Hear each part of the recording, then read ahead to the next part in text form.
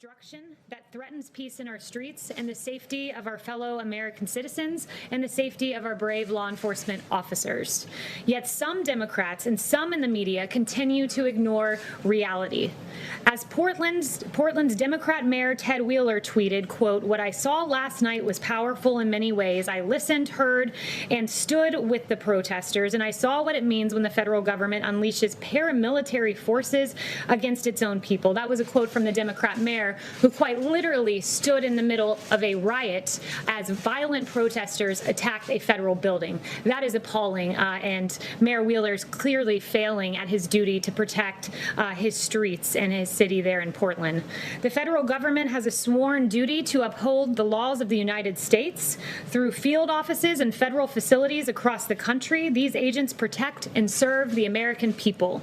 Yet the rhetoric of the left undermines our justice system, with Nancy Pelosi calling them stormtroopers, Jim Clyburn calling them the Gestapo, and Wheeler using the term paramilitary forces.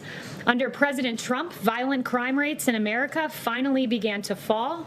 Rhetoric like this cannot be allowed to set us back.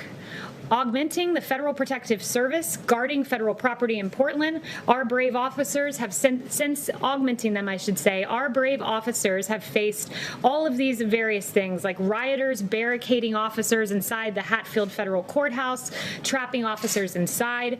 A, quote, commercial-grade mortar firework was launched by rioters. A federal agent's hand was impaled by planted nails. Another federal agent was shot with a pellet gun, leaving a wound deep to the bone, and tragically, 3 federal officers were likely left permanently blinded by the rioters using lasers pointed directly at their eyes. These are not the actions of so-called peaceful protesters, and the Trump administration will not stand by and allow anarchy in our streets. Law and order will prevail, and I have a short video for you because I want it to be real, what is happening right now in Portland. So if we could play that video, that'd be great.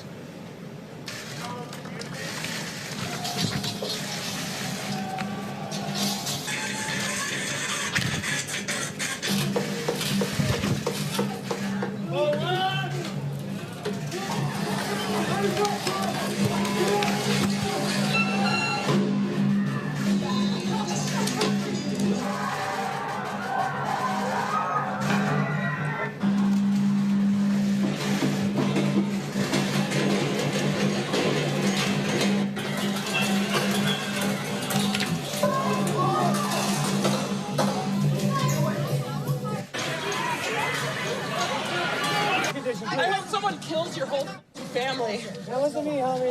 I hope they kill you too. I hope someone burns down your whole precinct with all y'all inside. Can't wait to see it. As you can see, that is anything but a peaceful protest, and this president will always stand on the side of law and order. And with that, I'll take questions. Yes. Thank you so much. I want to ask you about the convention, and then I have another question on foreign policy. First of all, has President Trump determined where he's going to or how he's going to deliver his speech? He said he was working on that yesterday. So he hasn't decided that just yet, but we have a number of really creative, exciting options that he's looking at. It's a question more for the RNC, but he's very excited about the prospect of what will come with the convention. And I want to ask you about something that he tweeted back in April. He said Joe Biden wanted the date for the Democratic National Convention moved to a later time period. Now he wants a virtual convention, one where he doesn't have to show up. Gee, I wonder why. Does the president regret that now? Well, as you know, I can't respond to Joe Biden. You'd have to ask the campaign about that. But the circumstances changed in Florida where we intended to have the convention. As the circumstances on the ground changed, the president changed his viewpoint on having the convention in Jacksonville at that particular location. I wanted to ask you about the president's phone call with Vladimir Putin. Did the president raise the issue of Russian bounties on the lives of American troops during that phone call? So as you know, that intelligence is unverified still to this day. There are dissenting opinions within the intel community. I won't get into the president's private discussions with a foreign leader. I was not on that call, but that intelligence is still unverified. But rest assured, our president will always stand with our military and protect them against any and every foreign adversary. He made a determination, Kayleigh, about what happened. He's been briefed now, right? Yes, thank you. Thank you. Yes, Nancy Pelosi and Mitch McConnell announced that John Lewis I'll come back to you next. will be lying in state at the Capitol Monday and Tuesday.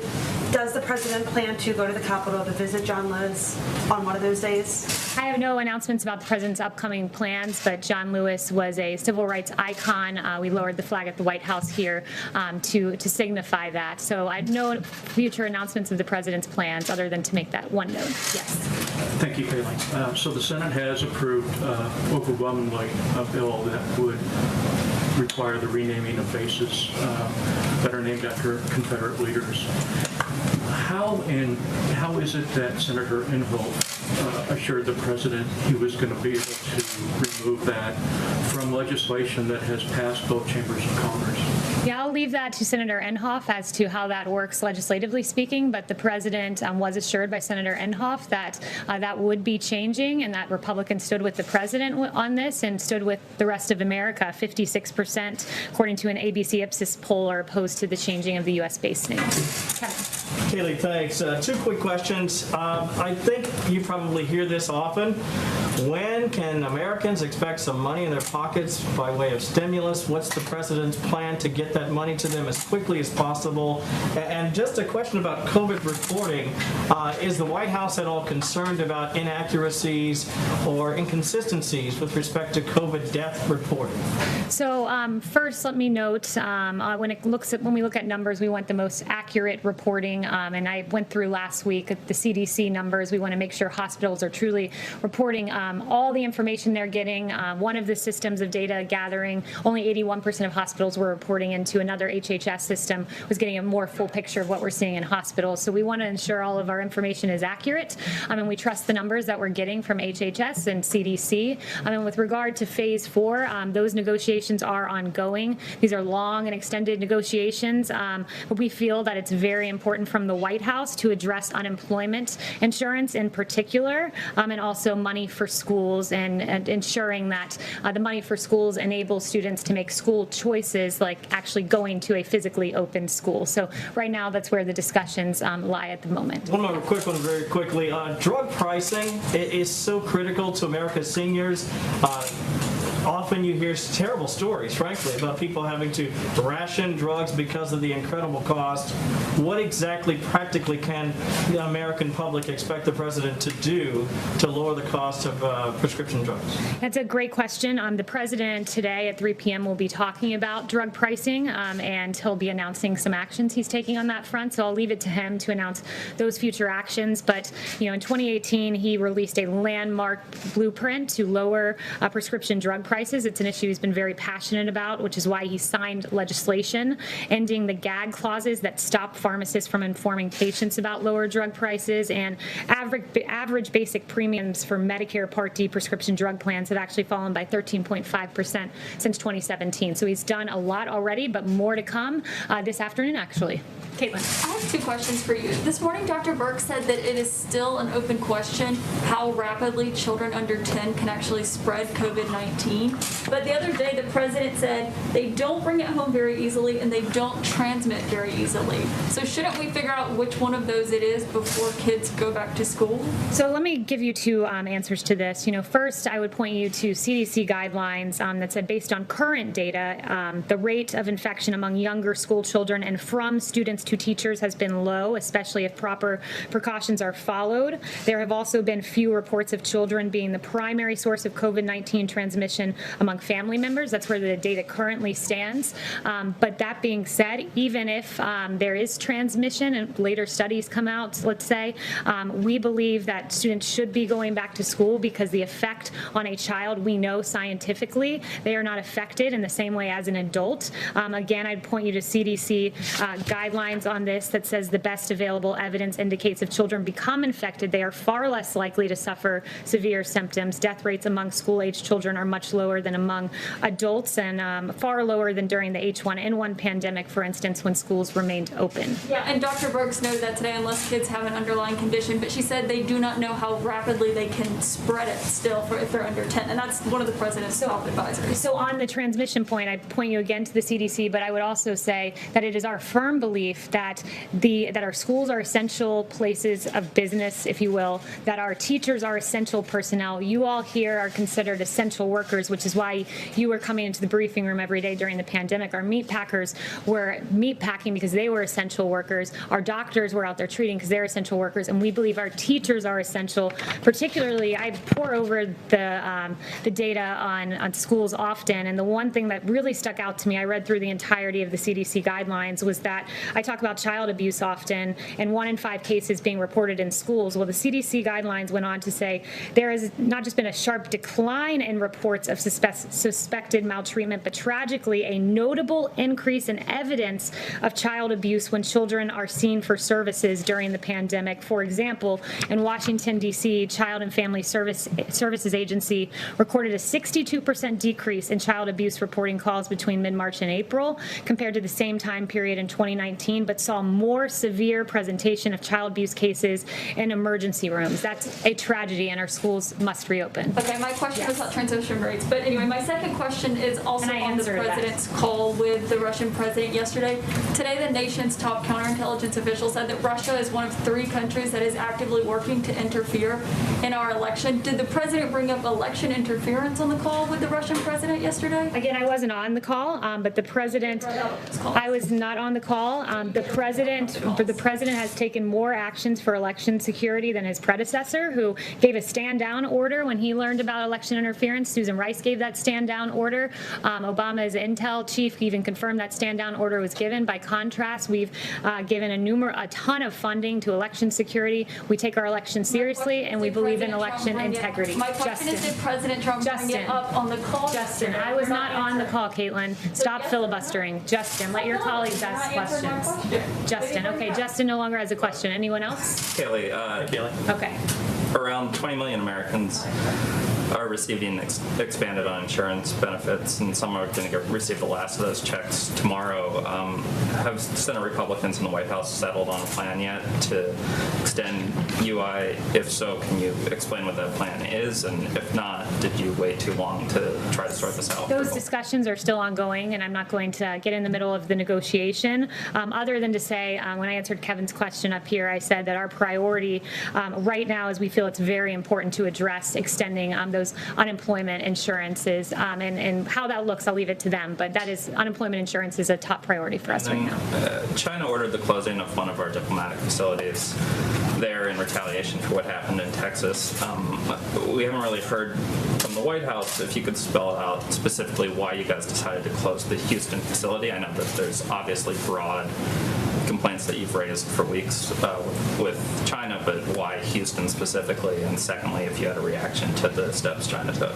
Yes, our action to direct the closure of the PRC Consulate General in Houston was taken to protect American intellectual property and Americans' private information.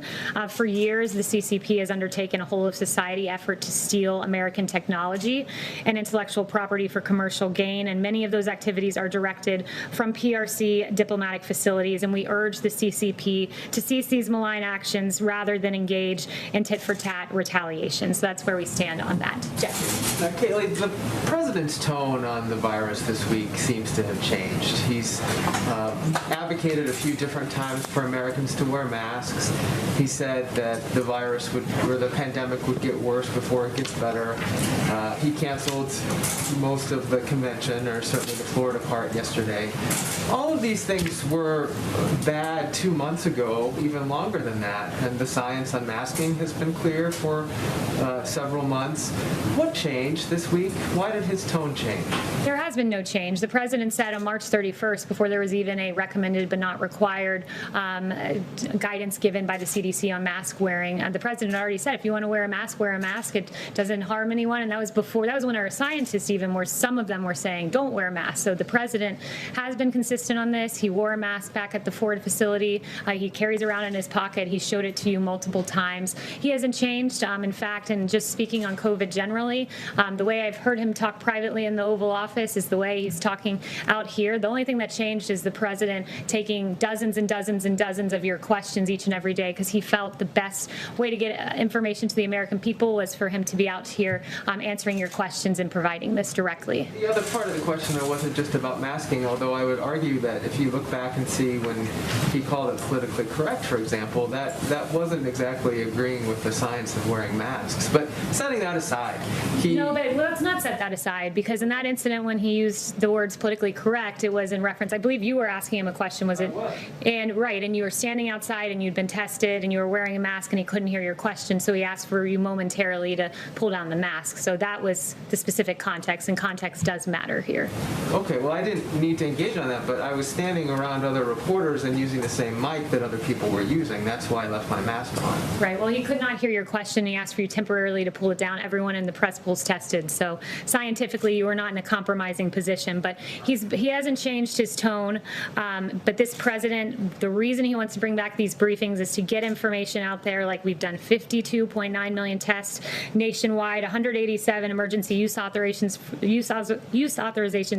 for test manufacturing, 20 million swabs per month, use the DPA over 20 times. All of these great successes of this administration, like distributing 31,000 cases of remdesivir, enough to treat nearly 200,000 patients. None of this is getting covered. And you've got the best messenger, the duly elected president of the United States, talking directly to the American people and getting extraordinary ratings as they tune in to get information from their leader. My question wasn't about John. that last piece. I just want to clarify one thing, Kayleigh. Okay, John no longer has a question. Anyone else? I just want to clarify. I don't want to talk over it. If you don't mind, Jeff, maybe we can come back to you. I would like to finish my question. Yeah, well, Yeah, but let me ask everyone my in the question. front rows get 5 questions. People in the back row don't even get the opportunity to ask questions. Just that you're not answering the question. I want to ask about the Senate Defense Authorization Bill, which passed by a veto-proof majority yesterday, and the House earlier this week also passed their version of the defense bill, also by a veto-proof majority. And both of those bills contain mandates that the Pentagon rename these military bases, which are named in honor of Confederate generals. I want to ask you, does the president believe that his position, which we're all familiar with, it's helpful in terms of recruitment, specifically for African Americans? Explain how that position will help recruit African Americans in an all-volunteer military force. The president stands with the American people. 56% don't want to see the bases' names changed. Where he stands is in a place where many soldiers who have lost their lives overseas, the last ground that they saw were these bases, and by changing their names, he believes that it is not appropriate that those soldiers who lost their lives to be told that the ground that they familiar with left. his position, and you just restated it very well, but I'm asking you specifically, how is this helpful for an African American who wants to volunteer for our all-volunteer military forces to go to a base that's named for a Confederate general that worked to still put and keep in place slavery, which impacted their ancestors? Because the bases are not known for the generals they're named after. The bases are known for the heroes within it, the great Americans, black, white, Hispanic, of every race who have died on behalf of this great country. And 56% of the nation agrees with the president. Your position that Yes. it won't impact Yes. then, it won't impact in any way recruitment is what your position is. Next question. Is I've that a already yes answered that or one no? twice. It's just a yes or no. Kayleigh, I want to circle back to school choice, which you mentioned a few minutes ago. So that means the potential for shifting federal funds away from schools that don't open so that parents can use those funds for homeschooling, for private schooling. The president vehemently opposes defunding police. Why is defunding public schools okay? So the president has never wanted to take money away from schools, take money away from education. It is about keeping it with the child. The purpose of school funding is to educate a child. The child, if a school is closed, loses the opportunity to receive education and needed social services. I put up the chart a few weeks ago from McKinsey & Co. That showed that the student most impacted is the low-income student who's in a low-income community and doesn't have the resources as some other students. So that student should not be deprived of an educational opportunity and forever never be able to recover the deficit that child has had by being out of school for an entire year or more. The schools in those underserved communities also are the ones that generally have terrible ventilation. They need the most money for upgrading. If this money is shifted away from those schools, how will they ever get into a situation where they could, in the case of a pandemic, properly serve their population? Well, your question's a bit befuddling, because if the problem is ventilation in schools and the school's closed and you're fixing the ventilation, the student isn't even in the facility because the school isn't even open. The whole point is the student deserves an educational opportunity, and a good educational opportunity, which is why the money must follow the student. And I would also note in the CDC guidelines that they said, with regards to food in particular, that there are 15 million children participating in the school breakfast program, 30 million in the school lunch program, and they said, quote, "It is difficult to maintain this type of school nutrition program over the long term." And they were talking about how we've managed to get meal services throughout the periods of school closures, but they went on to say it's difficult to maintain this type of program over the long term. There are severe consequences. I've mentioned the child abuse, the loss in education, and also when it comes to nutrition services as well. Yes. Kayleigh, with the payroll tax cut now off the table, is there anything that the White House considers a red line in negotiations with Democrats? And then also I have another question. Yeah, I'm not going to get into red lines. These negotiations are ongoing, and I'm not in the middle of them, so I'll wait to find out what the conclusions of those negotiations are. But I would just signal what I said at the top of this briefing about unemployment insurance being very important. And then President Trump called off the convention in Florida, citing safety. Does that give him pause for any of his future upcoming travel, like to Texas next week, which is a hot spot? We take all necessary precautions, and we protect the president, his staff, and we make sure that we're following the guidelines and social distancing, and so we don't have concern about future travel. Yes.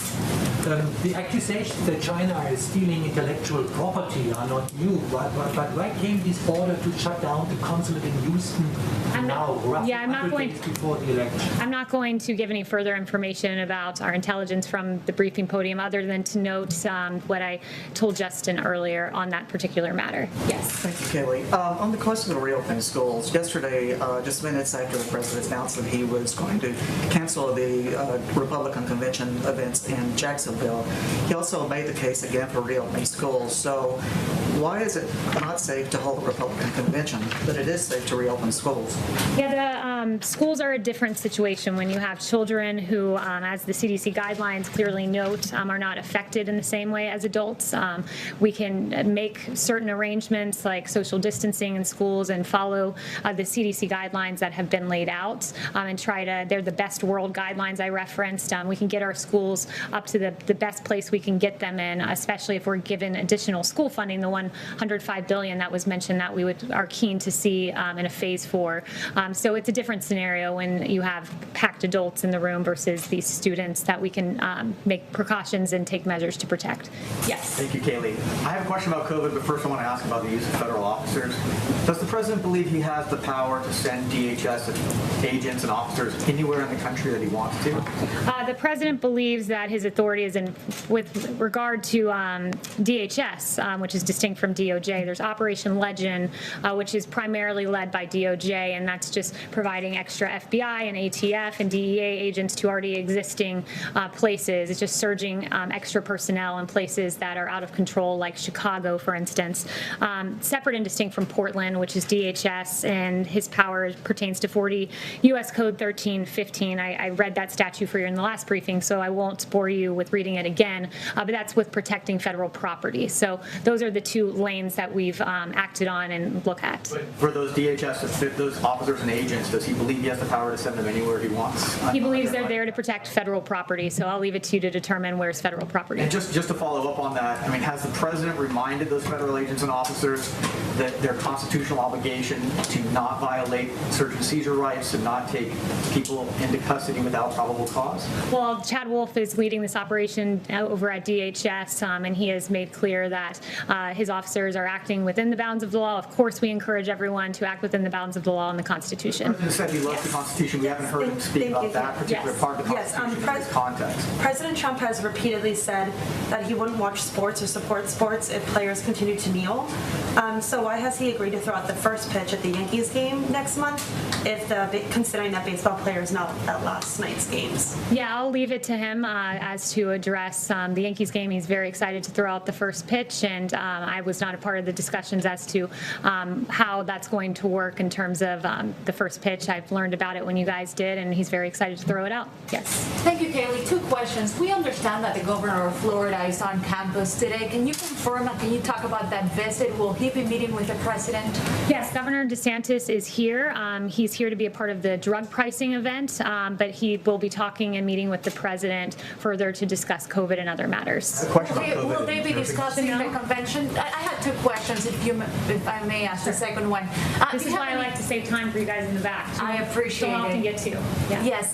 Do you have any guidance on when the president will be signing that immigration order that he's been talking about on DACA? Yeah, so no guidance other than to say I laid out that he would have a merit-based EO and he really would like a legislative fix for DACA and would like Democrats to come to the table, but no guidance on timing just yet. Chanel.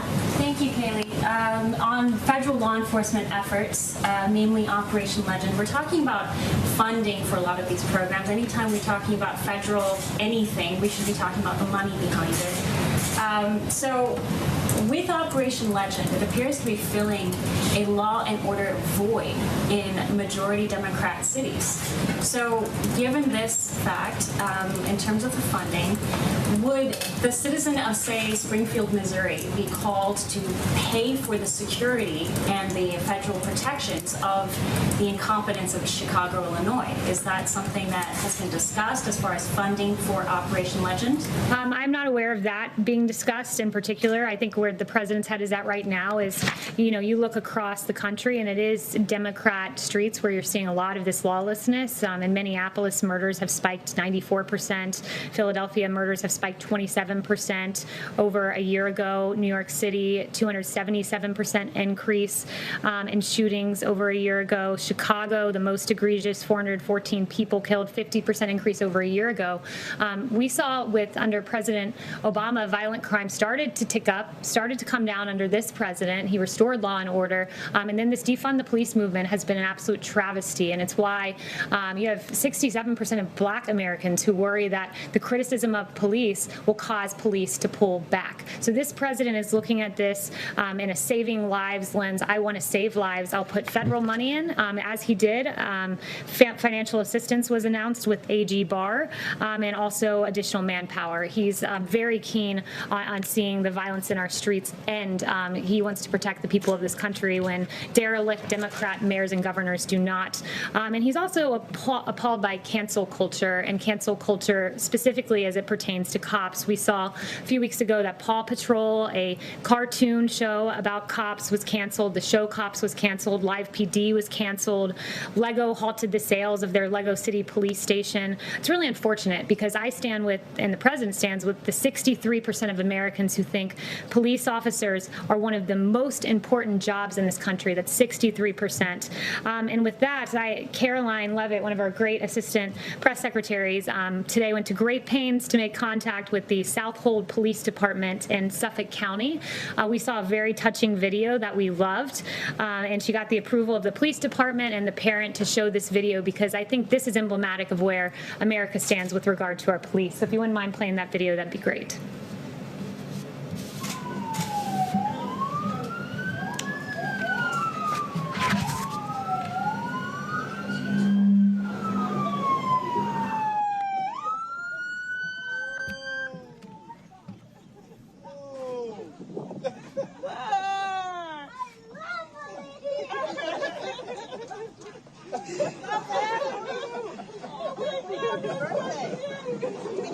Another badge. Look, we got another badge. This is the real deal. Thank you. What you want to be when you grow up? Yeah. I love police. We'll still be here, so. Thank you to our heroic police department around the country. America stands with you. We will make America great again.